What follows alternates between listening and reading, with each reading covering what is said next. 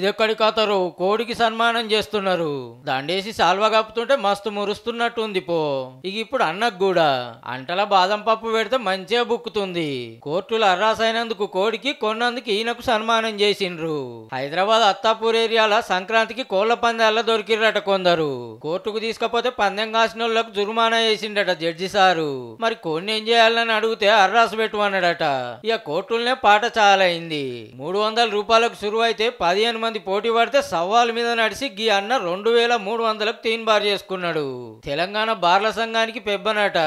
నేను దీన్ని అలాగే మా ఫామ్ హౌస్ ఉంది, ఫామ్ హౌస్ లో మళ్ళీ ఎవరైనా తీసుకెళ్లి దీన్ని కోసుకొని తింటారేమనే ఉద్దేశంతో నేనే తీసుకొని మా ఫామ్ హౌస్ లో.